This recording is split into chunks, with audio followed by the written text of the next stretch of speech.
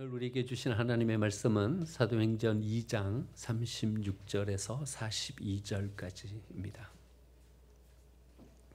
하나님의 말씀입니다.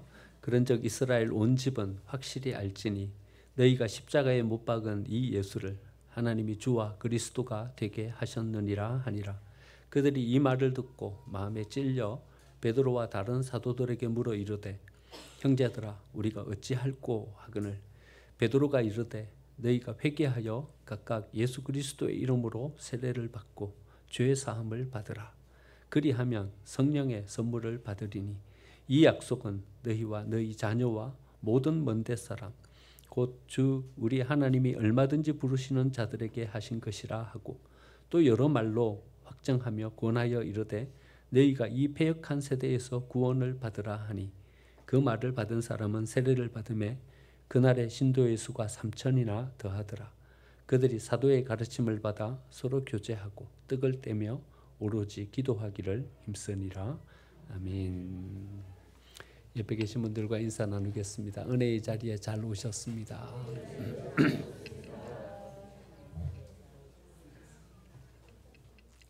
90년대 후반쯤요. 김정현 씨가 쓴 소설 아버지라는 소설이 있어요. 혹시 여러분 읽으신 분들도 있을 겁니다. 영화로도 만들어졌어요. 혹시 영화로 보신 분들도 있는지 모르겠습니다. 아버지. 여기에 나오는 소설의 주인공 한정수 씨는요, 개천에서 난 용이에요. 두메산골 시골이 자기의 고향이에요. 근데 거기에서 행정고시에 합격을 해요. 그 당시에 행정고시에 합격하는 게 얼마나 어려운 일입니까? 행정고시에 합격하고 문화재청에 있는 사무관이 돼요. 행정고시 합격하면 5급이죠. 5급 사무관이 됐으니까 얼마나 대단한 일입니까? 그런데 시골에서 자랐어요. 인간관계가 그렇게 넓지가 않아. 정치적인 어떤 이런 전략을 가지고 자기의 삶을 세우고 이런 것에도 능하지를 못해요. 진급이 안 돼. 오랜 시간 동안 거기서 직장 생활을 했는데 뭐 진급이 팍팍 이렇게 되질 않아. 그러니까 가족들이 우리 아빠는 왜 진급을 못해? 다들 이래 이야기하는 거예요. 그래 내가 진급을 해봐야 되겠다. 그래가지고는 직장에 가가지고 직장 생활을 열심히 했어요. 열심히 하면서 그렇게 썼더니 이번에는 가족들과의 관계에 문제가 생겼어요. 아침에 나갈 때 아이들은 일어나지도 않고 저녁에 들어오면 아이들은 다 자고 있고 아이들하고 얼굴 대면하면서 이야기할 수 있는 시간이 없어요. 자기의 처지가 어정쩡하게 서 있는 것을 발견하게 돼요. 직장 속에서도 인정받는 사람으로 서지도 못하고 가정에서도 자녀들에게 그렇게 존경받는 아빠가 되질 못하고 그래요. 딸은요, 아빠를 향해서 아빠라고 안 불러요. 당신 이렇게 불러요. 이 김정현 씨의 소설이 가지고 있는 어떤 특징이에요. 이 김정현 씨는요, 소설에서 직설화법을 써요. 아버지를 향해서 당신 이렇게 말할 딸이 어디 있겠습니까? 그런데요, 딸들 가운데는 아버지를 아버지로 생각하지 못하는 그런 사람들이 있는 거예요. 그러니까 그 어떤 마음을 있는 그대로 다 그냥 표현하는 거예요. 아버지가 뭐라고 하면 이래 대답해요. 당신이 우리한테 해준 게 뭐가 있어? 이래 이야기를 해요. 물론 소설이지만 좀 가슴 섬뜩한 어떤 그런 마음을 가지고 보게 되는 거죠. 당신이 우리한테 해준 게 뭐가 있어? 이렇게 이야기를 해요. 가만히 생각해 보니까 돈 벌어다 준 거 외에는 자기가 해주는 게 별로 없는 것 같아요. 그래서 이제 마음을 고쳐먹고 아이들에게 뭘 해주려고 막 이렇게 이야기하면 아내가 가로막고 써요. 당신은 가만히 있어. 이렇게 이야기하는 거예요. 뭐 남편이 가만인가? 가만히 있어. 그러게 가만히 있어. 그러는 거예요. 그러니까 자기가 써야 될 어떤 입지가 없어요. 이러지도 못하고 저러지도 못하고 시간이 너무 많이 흘러버렸어요. 그러고 시간이 지났는데 몸에 이상이 이렇게 느껴져요. 병원에 가서 진단을 받아봤더니 췌장암 말기예요. 이제 더 이상 치료받을 어떤 가능성이 없는 시간이 됐어요. 통증이 너무 심한 거예요. 견딜 수 없는 통증 안고 실험하다가 결국에는 스스로 죽음을 선택해. 안락사. 지금은 뭐 법으로는 안락사를 할 수 없죠. 근데 소설이니까 안락사를 선택해 갖고 쓸쓸하게 혼자 죽어가는 이 소설이에요. 이 소설이 아버지라는 소설이 그때에 우리에게 주는 어떤 반향이 되게 컸습니다. 뭐 산업은 막 급속도로 발전해가죠. 거기에서 직장 생활하는 직장인들은 거기에서 뭐 매여가지고 가정은 돌보지도 못하고 살아가는 어떤 그런 삶을 살죠. 그 시대의 아버지를 이렇게 대표적인 어떤 모습으로 표상해주는 어떤 그런 모습으로 나타났죠. 그런데 말씀을 준비하면서 이렇게 보니까는요, 지금은 뭐 다른가 싶은 생각인 거예요. 지금 시대를 살아가고 있는 부모들, 아버지, 어쩌면 가정에서 존경받지 못하고 어떤 입지가 애매한 가정에서도 자녀들에게 엄마보다는 아버지에 대한 마음이 더 크지 않다. 직장에서도 치열한 경쟁 가운데서 자기의 어떤 삶의 자리가 그렇게 썩 인정받는 어떤 그런 모습으로 서지 못하는 그런 것들이 시대를 살아가는 아버지들이지 않는가 하는 생각을 해보게 됩니다.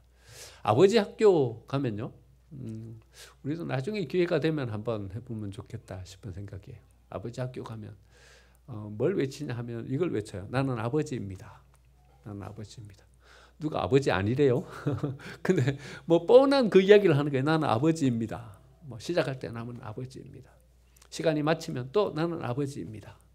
근데 시간이 지나면서요, 사람들이요, 나는 아버지입니다. 이걸 이야기하면서 울어요. 울어요. 나는 아버지입니다. 뭐 대단한 이야기를 하는 것도 아니잖아요. 그런데 나는 아버지입니다. 이렇게 말하면서 울어요.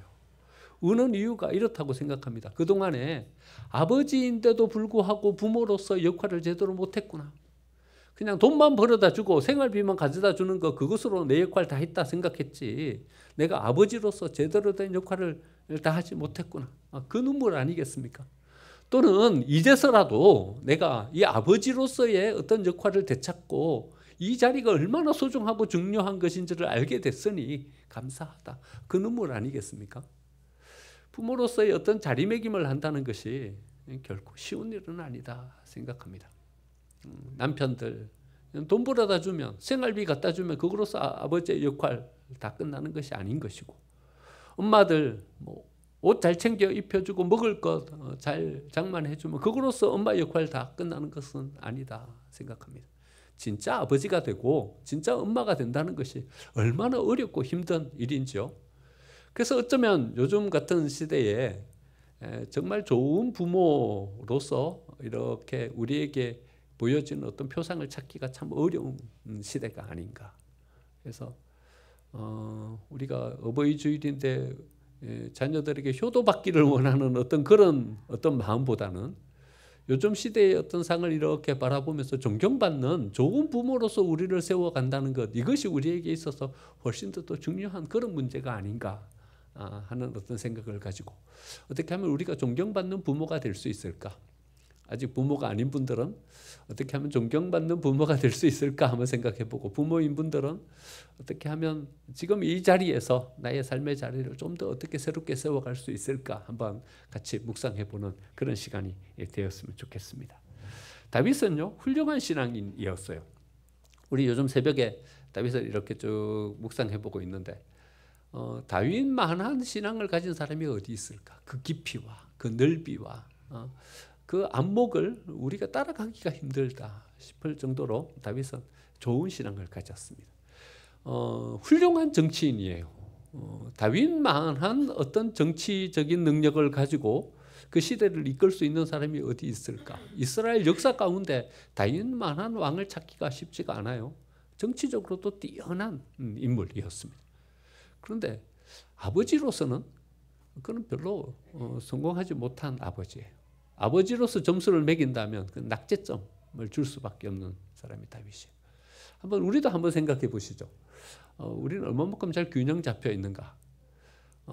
밖에서는 뛰어난 어떤 능력을 가진 사람이고 사람들하고의 관계에서 좋은 인간관계를 맺으면서 인정받는 사람으로서 살아가고 있지만, 또 한쪽 측면에서 우리는 좋은 부모인가?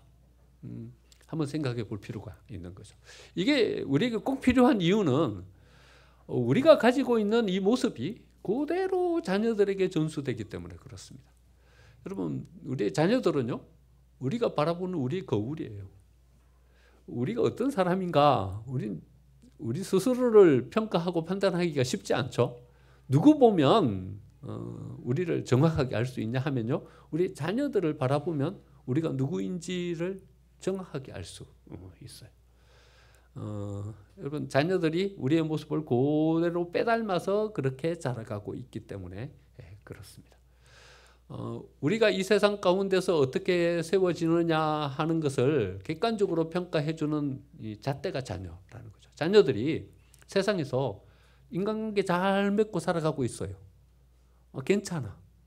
그러면요, 어떤 가능성이 크냐 하면 우리도 사람들과의 인간관계나 이런 부분에 있어서 문제없는 사람일 가능성이 커요. 자녀들이 세상에서 성공하고 있어. 자리매김하는 것도 세상 속에서 살아가는 어떤 방법도 잘 살아가고 있어. 그러면요, 우리도 그럴 가능성이 커요. 우리가 그런 어떤 삶을 살았기 때문에 자녀들이 그런 모습을 배워서 그런 삶을 그렇게 살아가고 있는 것이죠.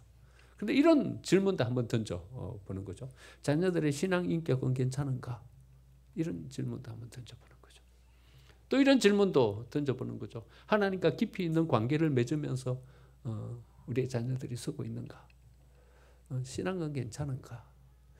여러분, 우리 자녀들의 모습을 면면히 이렇게 살펴보면서 우리는 누굴 봐야 되냐 하면 우리를 볼 수 있어야 되는 것입니다.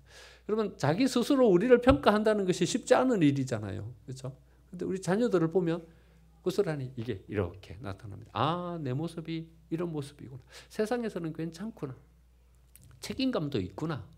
어떤 헌신하고 희생할 줄도 아는구나. 그런데 이쪽 면에서는 좀 부족한데? 그러면 우리에게로 금방 와야 돼요. 이런 부분들이 내게는 없구나. 이래 보시면 돼요. 우리는요, 거울을 보면서 때로는 이렇게 생각할 때가 있어요. 이건 내 모습이 아니야. 이렇게 생각할 때가 있어요. 저녁에 늦게 라면 먹고 잤어. 아침에 일어나서 보니까 얼굴이 퉁퉁 부었어. 거울을 보면서 이렇게 생각하는 거죠. 이거는 내 모습은 아니야. 이렇게 생각할 때가 있죠. 어떨 때는 스트레스의 힘든 과정 속에서 초췌해진 어떤 모습을 거울 속에서 발견할 때가 있어요. 이렇게 생각하는 거죠. 이거는 내 모습은 아니야. 이런 생각이 들죠. 또 어느 때는 갑자기 훅 나이 들어 있는 나의 모습을 거울 속에서 발견할 때가 있는 거죠. 내가 언제 이래 변했지? 이마에 주름살도 보이고 머리도 희끗희끗 휘어져 가는 이런 모습들이 보이게 되는 거죠. 그런데요, 여러분, 우리가 부인할 수 없는 거기에서 직면해야 될 중요한 사실은요, 거울 속에서 비춰지는 그 모습이 나예요. 거울 속에서 비춰지는 그 모습이 나예요. 그리고는 그 속에서 우리는 우리를 고쳐가기 시작해야 되는 거죠. 어떻게 우리의 모습을 제대로 세워갈까? 자녀들에게서 비춰지는 우리의 모습, 그 모습이 나예요. 나예요. 우리는 부인하고 싶지만 저 모습은 내 모습은 아닐 거야. 어디서 배워가지고 누굴 닮아가지고 이래 이야기하지만요, 누구 닮긴 누굴 닮아요? 날 닮아서. 그런 거죠. 그게 내 모습인 거죠. 거기 앞에 우리 스스로를 내어놓고 직면할 수 있어야 되는 거죠. 그래야 우리는 좋은 부모로서 서게 되는 거죠. 우리가 가지고 있는 모습이요, 그대로 자녀들에게 이어져요. 그래서 우리의 삶이 반듯하게 하나님 앞에서나 세상 사람들 앞에서나 온전한 모습으로 세워지는 것이 자녀들에게 있어서 최고의 선물이 될 수 있는 것이고요, 가장 좋은 교육이 될 수 있는 거죠. 다윗이 그래 살지를 못했어요. 다윗의 큰아들 암논은요, 자기 이복 누이 다말을 범해요. 그리고는 다말을 버려요. 여러분, 이런 일이 어떻게 생겨요? 자녀들 가운데 이런 일이 생겨서도 안 될 뿐더러 이런 부도덕하고 이런 비윤리적인 반인륜적인 일이 어떻게 자기 자녀들 가운데서 생겨나요? 다윗이 이 이야기를 듣고서요, 분노해요. 화가 얼마나 나는지. 그런데 암논을 향해서 가갖고 아무 말도 못해요. 다윗이요. 자기 아들들 가운데 이런 일이 벌어지면 불러다 놓고 회초리를 들든지 내쫓아 버리든지 그에 대한 따끔한 아버지로서의 어떤 역할을 해야 되지 않습니까? 그런데 다윗이요, 아무 말도 하지 않아요. 그냥 분노했다. 분노했다. 이렇게만 나와요. 사무엘상 13장 21절에 보면. 여러분, 다윗이 왜 분노만 하고 여기서 멈추어 섰을까요? 그냥 화만 내고 아무런 조치도 못 취했을까요? 그것은요, 자기 속에 이 삶의 찌꺼기가 남아있는 거예요. 어떤 찌꺼기인가 하면요, 밧세바하고의 관계 속에서요. 자기도 그랬어요. 자기도 나쁜 짓을 했어요. 자기에게도 쉽게 내려가지 않은 삶의 찌꺼기, 죄의 쓴뿌리가 그대로 남아있는 거예요. 그러니까 자기의 모습이 고스란히 어디로 나타나냐 하면요, 암논의 모습 속에서 고스란히 나타나고 있는 거예요. 그러니까 그 암논을 향해서 가가지고 뭐라고 말을 못하는 거예요. 왜냐하면요, 자기 모습이야. 자기 모습이야. 그래서 아무런 조치도 취하지를 못해요. 다말이 그렇게 되자 다말의 친오빠인 압살롬이요, 와신상담, 쓸개를 씹으면서 칼을 갈죠. 2년을 벼려요. 2년을 준비해가지고는 자기 양털 깎는 날 왕자들을 다 초청해요. 다 초청해가지고요, 거기서 왕자의 난을 일으켜요. 암논을 거기서 죽여버려요. 다윗이 또 이 소식을 들어요. 이 소식을 듣고 다윗이 큰 슬픔 가운데 빠져요. 암논은 죽었죠. 동생인 압살롬은 암논을 죽이고 도망가 버렸죠. 막 큰 슬픔 가운데 빠져요. 큰 슬픔 가운데 빠지기만 했지 또 다윗은 아무런 조처를 취하지도 못해요. 여러분, 왜 다윗이 아무런 조처를 취하지도 못했을까요? 자기 형을 죽였는데 그 압살롬을 왜 그냥 내버려 놔뒀을까요? 왜 아무런 조처를 취하지도 못했냐 하면 그 모습이 꼭 또 자기의 모습이, 우리아를 자기가 그래 죽였어요. 요압에게 편지를 써가지고 음모를 꾸며가지고는 제일 전선 앞쪽에 내세워가지고 야, 우리아를 죽게 만들어라. 바세바를 빼앗을 욕심으로요. 그래 우리아를 살인했거든요. 살인한 자기의 그 모습이 누구에게 고스란히 나타나냐 하면요, 압살롬에게 고스란히 나타나는 거예요. 압살롬의 그 자기 형을 죽인 그 모습이 자기예요. 그래서 압살롬을 향하여 가서 뭐라고 말을 못해요. 그냥 방치해 버리는 거죠. 제 이 씨앗은요, 놔두면요 자꾸 점점 뿌리를 넓혀가요. 여러분, 그냥 시간 놔두고 내버려두면 없어질 것 같아요? 안 없어져요. 안 없어져요. 결코 없어지지 않아요. 왜냐하면요, 그 뒤에는 사탄이 있기 때문에. 그냥 사람들이 세우다가 우리는 잊어버리고 그냥 끝나면 그것으로 뭐 허물허물 없어지겠지. 없어지지 않아요. 여러분, 우리가 지은 죄는요 절대로 잊어버리면 안 돼요. 왜 잊어버리면 안 되냐 하면요, 이것을 우리가 처분하지 않으면요, 어떻게 처단하지 않으면 이것은 허물 계속 뿌리를 내리고 살아 움직이는 거예요. 결국 압살롬은 어떤 사람이 되냐 하면요, 자기 아버지를 반역해서 일어나는 반역을 일으키는 사람으로서요. 나중에 압살롬이 죽고 난 다음에요, 다윗은 막 슬피 울면서 나가요. 네 아들 압살롬아, 네 아들 압살롬아 하면서 울면서 압살롬의 그 시신 앞에서요. 그런데요, 우리는 다윗을 향하여서 이렇게 질문해 볼 수 있어요. 암논이 왜 죽었어요? 압살롬이 왜 죽었어요? 자녀들이 왜 이래 됐어요? 자기 때문이에요. 자기 때문에.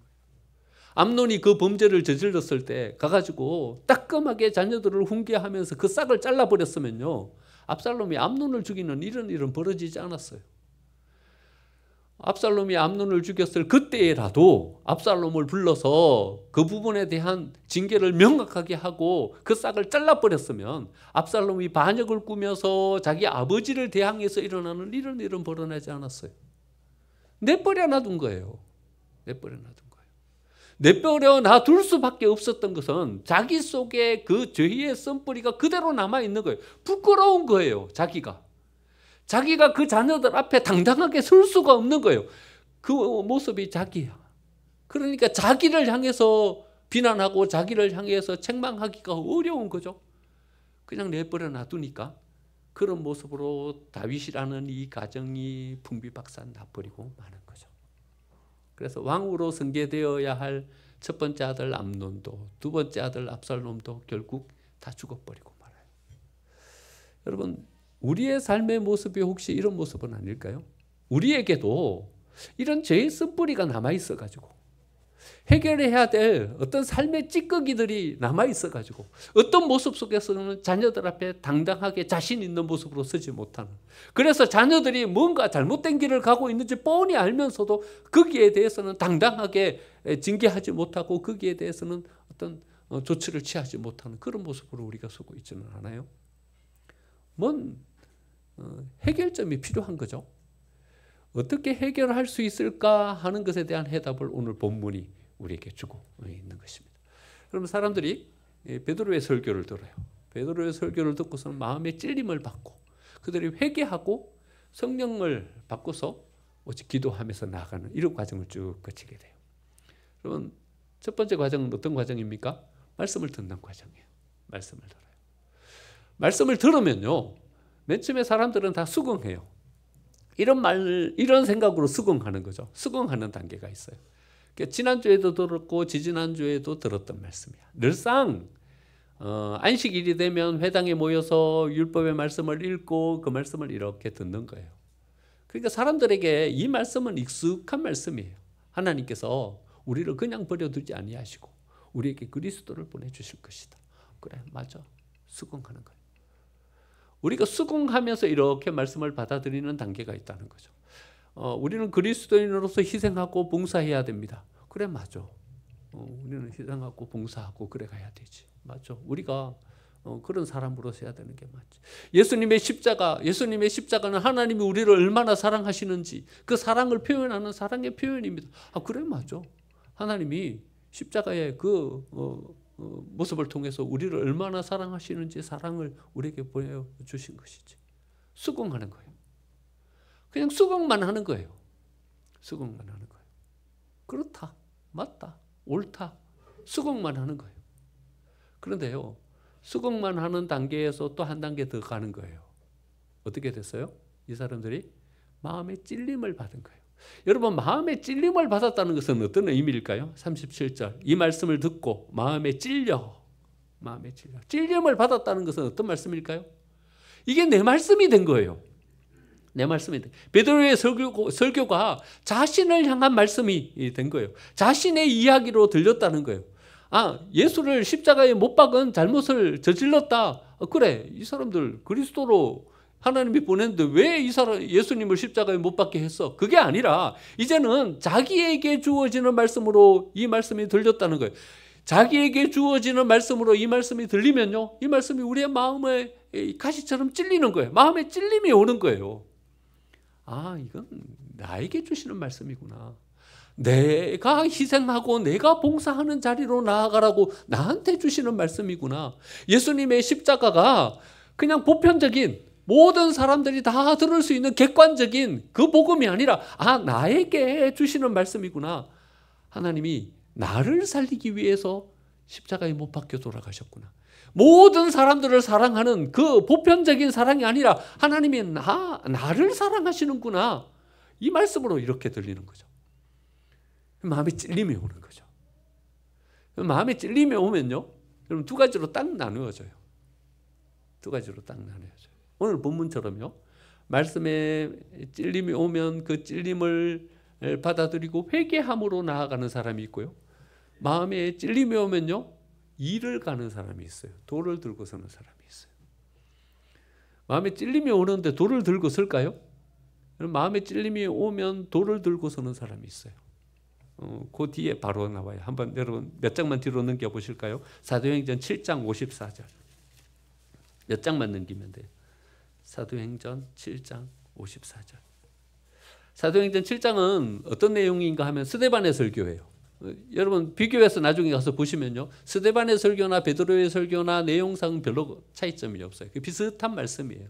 하나님이 우리를 사랑하셔가지고 예수 그리스도를 이 땅에 보내주셨다. 그리스도로 보내주신 분, 그분이 예수다. 그런데 우리가 십자가에 못 박아 그를 죽게 했다. 이 말씀이에요. 그런데 이 말씀을 듣고 사람들이 어떻게 됐어요? 54절. 그들이 이 말을 듣고 마음에 찔렸어요. 오늘 본문의 말씀, 이 말씀도 그렇죠. 마음에 찔렸어요. 37절, 2장 37절. 그들이 이 말을 듣고 마음에 찔려. 여기까지는 똑같아요. 똑같은데 그 다음 반응은 두 가지로 완전히 갈라져요. 2장 37절에서는 사도들에게 물어 이르되 형제들아 우리가 어찌할꼬 이 말은 무슨 말씀이에요? 회개하면서 나아갔다는 거예요. 그러면 이제 우리 어떻게 해야 되냐? 우리의 삶을 어떻게 바꾸고 우리의 삶을 어떻게 재정비하고 우리는 어떤 믿음을 가지고 어떻게 서야 되냐? 이렇게 어찌할꼬 회개하면서 간 거예요. 그런데 여러분 7장 이 사람들은 어떻게 됐어요? 마음에 찔려. 그리고 어떻게 했어요? 그를 향하여 이를 갈거늘. 그리고는 일제히 돌을 들고서 스데반을 향해서 돌을 던져 스데반을 죽게 했어요. 하나님 말씀이 이렇게 우리에게 오면요, 여러분 그 말씀 속에서 우리가 발견되는 거예요. 하나님의 말씀을 이렇게 봐요. 우리를 세우는 말씀으로 보기도 하고요, 우리를 공격하는 말씀으로 보기도 해요.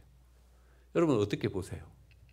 우리를 세우는 말씀으로 보면요, 우리는 회개하면서 나아가요. 우리를 공격하는 말씀으로 보면요, 돌을 들고서요. 여러분 우리가 그럴 수 있다니까요. 여러분 그런 적 없으세요? 돌을 들고 선 적 없으세요? 아무도 없으신 것처럼 표정을. 돌을 들고 서요. 돌을 들고 서요. 마음에 찔림이 왔어요. 그런데 뭐라고 내가 느끼냐 하면 이렇게 느끼는 거예요. 나를 공격하네. 나를 공격하네. 그럼 공격하는 것이 아니라요, 우리를 지금 세우려고 하는 거예요. 우리를 세우려고 하는 거예요. 나를 허물어뜨리네. 여러분 허물어뜨리려고 하는 것이 아니라 우리를 치료하려고 하는 거예요. 하나님의 말씀이 여러분 우리를 허물어뜨리려고 하는 말씀이 어디 있어요? 우리를 공격해서 우리를 죽이려고 하는 말씀이 어디 있어요? 하나님의 말씀은요, 우리에게 찔림으로 오지만 그 말씀은 우리를 세우는 거예요. 그 말씀은 우리에게 생명을 주는 거예요. 그 말씀을 통해서 우리는 우리의 삶을 새롭게 할 수 있는 거죠. 말씀이 와서 그들에게 찔림이 되고 그들은 그들의 삶을 다시 바라보게 되는 거예요. 그리고는 회개하고 하나님 앞으로 나아가서 온전케 세워지는 거예요. 회개하고 하나님 말씀 가운데 서니까 이제 하나님의 은혜가 임하는 거예요. 회복시키는 은혜가요, 그들을 치료하는 은혜가요, 그들을 온전케 풍성케 만들어주는 은혜가 임하는 거예요. 여러분 이 38절 말씀부터 보니까는요, 받고 받으니라, 받으니, 받음에, 받으라, 받아, 이 말씀이 계속 반복해서 나와요. 어떻게 됐다는 거예요? 하나님이 주셨다는 거예요. 하나님이 주셨다는 거예요. 한번 보실래요? 38절 말씀 보니까요, 예수 그리스도의 이름으로 세례를 받고 그 다음에 제사함을 받으라, 그 다음에 성령을 선물로 받으리니, 받는 얘기가 계속 나오죠. 40절 말씀 보니까요, 이 패역한 세대에서 구원을 받으라, 41절 세례를 받으니, 42절 가르침을 받아. 물론 다 다른 모습으로 나오지만은요, 어떤 거예요? 하나님이 주시는 은혜를 받는 거예요. 그러니까요, 하나님으로부터 계속 뭔가가 우리에게 주어지는 거예요. 주어지는 거예요. 하나님의 은혜가 임하는 거예요. 그래서 우리가 치유되고요, 그래서 우리가 삶의 이 찌꺼기를요 깨끗하게 청소해낼 수 있게 되는 것이고요, 우리 속에 있는 어떤 삶의 쓴뿌리가 뽑혀지게 되는 것이고요, 우리가 온전한 모습으로 서게 되는 거예요. 어떻게만 하면요, 우리에게 하라고 말씀하시는 건 딱 한 가지밖에 없어요. 어떻게? 38절 베드로가 이르되 너희가 회개하여. 우리가 하는 것은 요거 한 가지밖에 없어요. 회개하여. 회개 속에는 여러 가지 많은 의미가 포함되어 있겠죠. 우리의 삶을 성령이 눈을 번쩍 뜨게 해주셔서 바라보는 그 눈으로 우리의 삶을 바라보는 거예요. 이게 회개예요. 못 보면요 회개 못해요. 그리고는 결단하는 거예요. 마음을 다잡는 거예요. 이렇게 저렇게 흩어져 있던 우리의 마음을 하나님께로 온전히 모아서 드리는 거예요. 이게 회개인 거죠. 다른 곳으로 가던 우리의 삶의 방향을 이렇게 방향을 틀어서 하나님께로 나아가게 하는 거죠. 이게 회개인 거죠. 우리가 할 것은 회개, 이거 하나만 하면 돼요. 하나님께로 우리의 마음을 향하게 하는 회개, 요 하나만 하면 돼요. 그런데요, 이 회개의 통로를 통해서 하나님께서 우리에게 엄청난 은혜를 우리에게 허락해 주시는 거죠. 하나님께서 우리에게 허락해 주셨다라는 것에 대한 이 확정의 말씀이 39절에 나와요. 39절에요, 여러 가지 수식어를 다 틀어내고 딱 핵심만 보면요, 이렇게 보면 돼요. 이 약속은, 그러니까 이제 이 약속인 거죠. 이 약속은 쭉 털어내고 곧 우리 주 하나님이 하신 것이라. 이게 핵심인 거죠. 이 약속을 우리 하나님이 우리에게 하셨어요. 우리가 회개하면 치료해 주신다고요. 삶의 쓴뿌리가 뽑힌다고요. 우리가 온전하게 회복된다고요. 하나님의 성령을 우리에게 허락해 주셔서 우리가 온전히 글에 선다고요. 그러니까요, 우리가 하나님 앞에 이런 모습을 가지고 설 때 비로소 우리는 존경받는 부모가 될 수 있어요. 죄의 쓴뿌리를 가지고 여러분 존경받는 부모로 설 수 있어요? 다윗처럼 돼요. 못 써요. 삶의 찌꺼기가 우리 속에 가득한데 이 모습 가지고 자녀들을 온전하게 양육하고 바른 길을 제시해 줄 수 있어요? 못해요. 먼저 뭐부터 해야 되냐 하면요, 우리 속에 있는 이것부터 치워버려야 돼요. 이것부터 뽑아버려야 돼요. 어떻게 하면 되냐 하면요, 회개하면. 하나님 앞에 우리의 삶을 돌이키면, 하나님께로 우리의 삶을 온전히 방향짓고 나아가기만 하면, 그러면 하나님께서 주시는 그 은혜를 받고, 받으라, 받으니, 받으라, 받음에, 받아, 이 말씀이 계속 반복해서 나오는 거예요. 주시는 거예요. 받으면 돼요. 그러면 우리가 온전한 모습으로 서게 되는 줄 믿습니다. 간단하게 두 가지만 더 말씀드릴게요. 그러면 어떻게 돼요? 우리가 온전한 모습으로 서면 어떻게 돼요? 이제는 우리 자녀들에게 기준을 제시해 줄 수 있는 부모가 돼요. 여러분, 삶을 살아가면서 제일 중요한 게 저는 어떤 기준을 가지고 살아가는가 하는 문제라고 생각해요. 여러분, 어떤 사람은 강도이고요, 어떤 사람은 빈민촌에 나아가서 자기의 삶을 희생하면서 사람들을 세우는 사람으로서요. 왜 이렇게 달라요? 어떤 사람은 남의 것을 빼앗아요. 그런데 어떤 사람은 줘요. 왜 이렇게 삶이 다르죠? 왜 다른 거예요? 기준이 다르기 때문에 다른 거예요.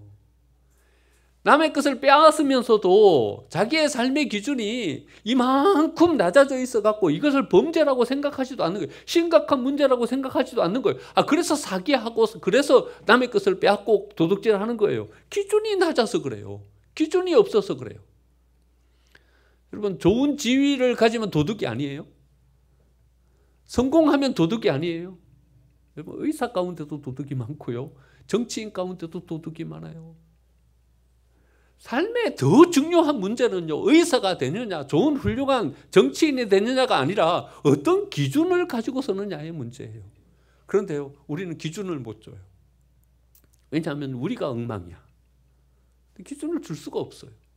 여러분, 엘리 자녀에게 모든 것을 주고 싶었어요. 사무엘 이전에 사사였죠. 제사장이었어요. 얼마나 중요한 직분이에요. 사사이고 제사장이니까 말이죠. 그런데요, 그 아들 홈리와 비느하스에게 모든 것을 다 주고 싶어. 그래서 모든 것을 다 줬어요. 다 줬어요. 그냥 우리가 가지고 있는 우리 부모님의 모습과 똑같아. 다 줬어. 그냥 다 줬어. 기준을 못 줘요. 하나님 앞에 사람들이 제사 드리려고 오면요, 제사도 드리지도 않았는데 나는 이 부위를 좋아해.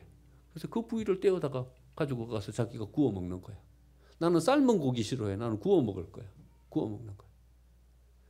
하나님의 제사를, 예배를 이렇게 대하고 섰다고요. 그런데요, 엘리가 내버려 놔뒀어요. 기준을 제시해 주지를 못하는 거예요. 회막에서 수정도는 여인들을 가까이 했어요. 아니, 제사장이 될 사람들이 이게 가능하기라 한 일이에요? 엘리가 다 들었어요. 근데 내버려 놔두는 거야. 기준을 제시해 주지를 못해요. 홈리와 비느하스가 어떻게 돼요? 처참한 최후를 맞이하게 되잖아요. 여러분, 좋은 부모가 된다는 것은, 존경받는 부모가 된다는 것은요, 자녀들에게 명확한 기준을 제시해 줄 수 있는 부모가 되는 거예요. 자녀를 의사 만드는 부모, 이 세상 가운데서 훌륭한 부자로 만드는 부모가 아니라 분명한 기준을 제시해 줄 수 있는 부모가 돼야 되는 거죠. 두 번째는요, 자녀를 축복해 줄 수 있는 부모가 돼야 돼요. 여러분, 야곱이 가졌던 가장 큰 깨달음 중에 하나는 뭐였냐 하면요, 부모님의 축복이 이래 중요하구나, 그걸 깨달았어요. 그래서 여러분, 야곱은 어떤 사람인가 하면 축복하는 사람이에요. 바로에게 가서도 바로를 축복하고, 자기 자녀들에게도 자녀들을 축복하고. 왜 야곱이 축복하는 사람으로 섰냐 하면요, 축복이 얼마나 중요한지를 알았어. 자기 아버지 이삭이요, 에서가 아니라 자기에게 축복을 해줬어요. 모르고 자기가 에서인 줄 알고 자기에게 축복해 줬어요. 근데 자기는 시기심으로, 자기가 맏아들이 되고 싶은, 형보다 더 나아지고 싶은 그 시기심으로 축복을 받았어요. 그런데 이 축복이 이렇게 큰 것인 줄 자기의 삶을 통해서 체험하는 거예요. 외삼촌 라반의 집에 지팡이 하나 들고 갔는데 거부가 된 거예요. 거부가 돼갖고 돌아온 거예요. 내가 지팡이 하나 들고 외삼촌 라반의 집으로 갔는데 왜 이렇게 큰 은혜를 받았지? 자기 휘하에 아들이 12명이 생긴 거야. 그게 12지파가 되는 거죠. 자기의 이름이 야곱에서 이스라엘로 바뀌는 거예요. 그게 지금 이스라엘 이름이 된 거죠. 내가 왜 이렇게 큰 하나님 은혜 가운데 서게 되는 거지? 쭉 보니까요, 자기 때문이 아니야. 누구 때문인가 하면요, 자기 아버지 이삭이 자기를 축복해 준 그 축복 때문에 자기가 이래 되는 거예요. 야, 이게 정말 중요한 거구나, 그걸 알았어요. 그리고서는요, 야곱은 자기 아들 한 명 한 명을 다 축복해요. 창세기 49장이 이 내용인 거죠. 여러분, 우리가 하나님 앞에 온전히 회복되고 은혜를 충만하게 입고 서면요, 우리는 어떤 사람이 되냐 하면 이제 자녀를 축복하는 사람이 돼요. 여러분, 자녀를 왜 축복 못해요? 나 같은 내 속에 아무것도 없는 사람이 자녀를 축복하면 뭔 그게 축복이 되겠나 싶은 거예요. 그러니까요, 우리는 뭐부터 해야 되냐 하면 우리가 하나님의 은혜를 누리는 사람으로서 해야 돼요. 그 은혜를 충만하게 먼저 채워야 돼요. 그리고는 자녀들에게 그것을 흘려보낼 수 있는 사람으로서 해야 돼요. 다윗이요, 사무엘하 6장에 보면 오벳에돔의 집에서 벗개를 다윗성으로 가지고 와요. 가지고 와가지고는요, 잔치를 벌여요. 얼마나 기쁘겠어요. 하나님의 벗개를 다윗성으로 옮겼으니요. 그래가지고는 은혜가 충만했어요. 왜냐하면 벗개까지 여기 옮겼으니 은혜가 충만하게 자기 속에 채워지고 난 다음에 그 다음에 잔치를 끝내고 그 다음에 뭘 했어요? 새벽기도 나오시는 분들 뭐 했어요? 잊어버리면 안 돼. 맞아요. 그렇죠? 사무엘하 6장 20절 보면요, 다윗이 자기 가족에게 축복하러 돌아오매. 다 끝났어요. 그 다음에 이제 뭘 했냐 하면요, 자기 가족을 축복하기 위해서 돌아왔어요. 물론 미갈하고의 갈등 때문에 결국 축복 못하고 말았어요. 하지만 다윗은 이건 알았어요. 축복하러 돌아왔어요. 여러분, 부모는 어떤 사람인가 하면요, 자녀를 축복하는 존재예요. 자녀들은 왜 부모 말씀에 순종해야 되냐 하면요, 하나님의 복이 누구를 통해서 오냐 하면요, 부모를 통해서 오기 때문에 그래요. 우리는 자녀들에게 존경받는 부모가 돼야 돼요. 왜 존경받는 부모가 돼야 되냐 하면요, 우리를 통해서 그 복이 자녀들에게 흘러가기 때문에. 여러분, 이게 막히면요, 자녀들의 삶이 어려워요. 자녀들이 왜 어려워요? 야, 니는 왜 그래 사냐? 자녀들에게 질책할 거 없어요. 뭐가 막혀서 그래요? 이 통로가 막혀서 그래요. 이 통로를 뚫어야 돼요. 어떻게 뚫어요? 성령의 충만함을 받고요. 우리의 모든 삶의 쓴뿌리들을 해결하고 서면요, 이 삶의 찌꺼기 오물들을 다 깨끗하게 청소하고 쓰면요, 이 통로가 뻥 뚫리는 거예요. 이 통로가 뻥 뚫리면 이제 하나님의 은혜의 복이 이 통로를 통해서 자녀들에게 충만하게 임하는 거예요. 여러분, 존경받는 부모가 돼야 돼요. 인정해 줄 만한 부모가 돼야 돼요. 그래야 자녀들이 복되게 세워지는 것입니다. 여러분, 어버이 주일 지나면서 우리 한번 이 통로를 한번 생각해 보시죠. 나는 부모님을 존경하면서 그 통로를 통해서 은혜를 공급받고 있는가? 저희 어머니가 저희 집에 오시면요, 저는 항상 이것부터 해요. 어머니, 우리 가족을 위해서 기도해 주시죠. 제가 목사이지만은요, 제가 기도하지 않아요. 왜냐하면요, 우리 집안의 복의 통로는 우리 어머니를 통해서 흘러온다 생각하기 때문에, 어머니, 우리 가족 자녀들을 위해서 기도해 주시죠. 어머니에게 기도를 부탁해요. 여러분, 우리를 바라보면서 우리가 어떻게 세워져 있는가, 그 삶의 자리가 우리 가정을 복되게 세워가는 그 은혜의 통로임을 우리가 제대로 통찰하고 우리의 통로를 깨끗하게 잘 정비하고 세워서 하나님께서 주시는 은혜가 우리 가정에 충만하게 임하는 복의 통로로 쓰임받는 저와 여러분의 삶이 되시기를 간절히 축원드립니다. 아멘. 우리 함께 자리에서 일어나서